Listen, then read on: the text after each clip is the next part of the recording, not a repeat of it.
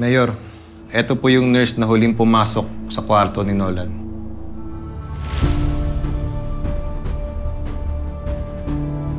Siya nga po yan. Uniform ko po yung suot niya. Pero paano yan? Lahat ng kuha ng CCTV, naka-face mask siya. Paano natin malalaman kung siya nga talaga pumatay kay Nolan? Namumuha mo siya, nurse.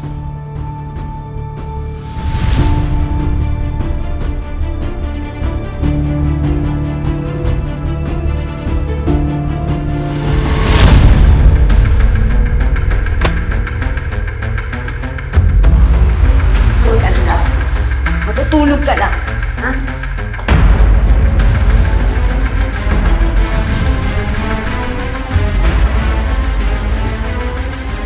Gagawa tayo ng police sketch. Makikipagtulungan ho ako.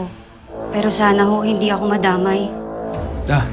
Iha, huwag kang mag-alala. Kami bahala sa'yo, ha?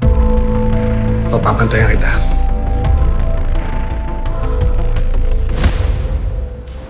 Sigurado ka, Brad? Si Nolan na miyembro ng sindikato yung nakita mo sa ospital? Oo nga. Ito, kachat ko yung ex kong nurse eh. Ang sabi niya, bantay sarado daw yung ospital ng mga pulis. Sino yung ex mo, nurse? Yun talaga tumatak sa utak mo. Eh, naniniwala ako doon sa nurse, pero hindi ako naniniwala na naging kayo. Alam ko lang nandun yung Nolan. Ako na sana pumiga sa kanya para isiwalat ang katotohanan.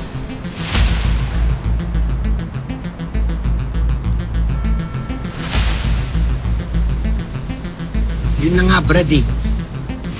Nalusutan nila lahat ng bantay. Siguradong nag-iingat naman yung mga polis. Isa lang ibig sabihin yan. Madami talagang galamay yung mga sindikato kung saan-saan.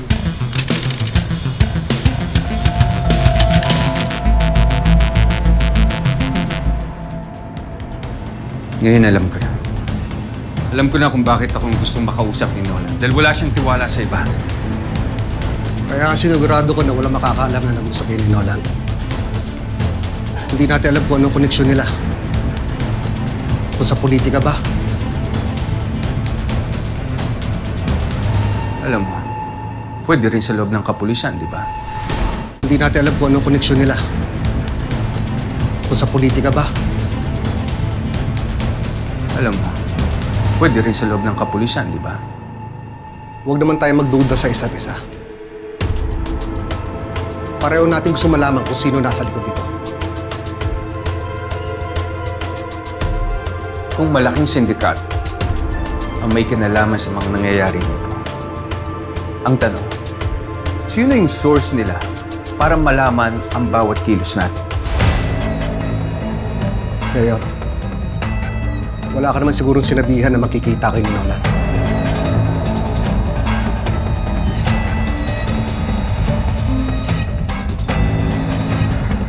Tatanda mo yung lalaking sumugod sa safe house? Ayun, kaya yun. Na-hospital arrest yun eh. Gusto daw akong makausap. Nolan Garcia. Anong meron sa kanya? Pakiramdam ko, mukhang meron sasabihin tungkol sa grupo niya.